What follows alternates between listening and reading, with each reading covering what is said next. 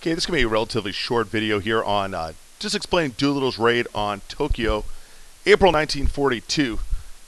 This is pretty crazy. So this is after our attack on Pearl Harbor. They hit us hard December 7th, 41.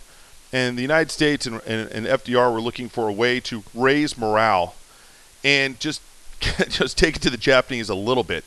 They came up with this idea. It was led by Lieutenant Colonel. His name was Jimmy Doolittle. This is a picture of him here. And this is April 42, and it was conceived as a diversion. It's simply morale. It's a morale booster. It's not a strategic assault that's going to change the outcome of the war, but it was going to show the Japanese that they were not invulnerable, and it was going to show Americans that we were still fighting. And so it worked. I think that the benefits outweighed its goals in the long run here. Here's the plan. We're going to take medium bombers that have never been launched off an aircraft carrier before, put them on an aircraft carrier, get them as close as humanly possible to the islands of Japan. The goal was get them within 500 miles.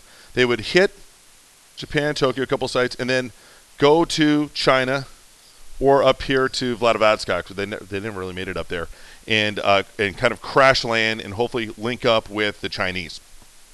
Problem was they were detected early, and they had to launch up here at 600 miles, and they almost didn't make it. It was a B-25. This is the B-25 Mitchell. It was a twin-engine bomber.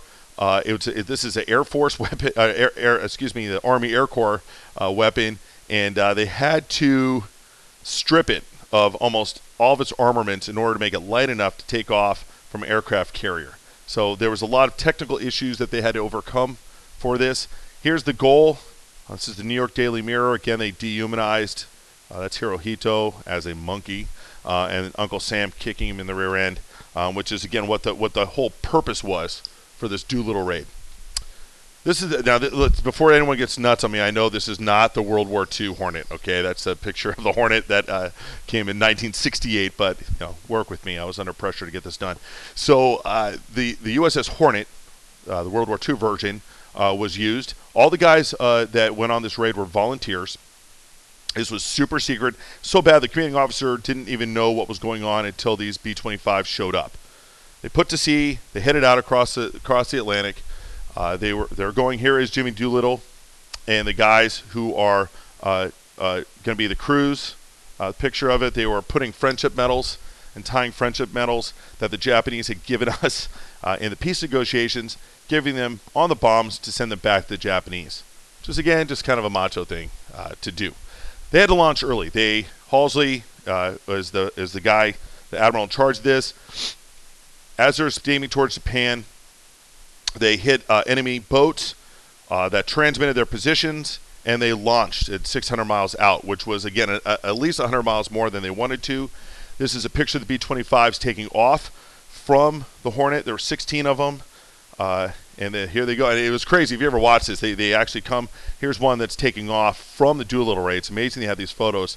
The earlier ones would dip down before they would take off.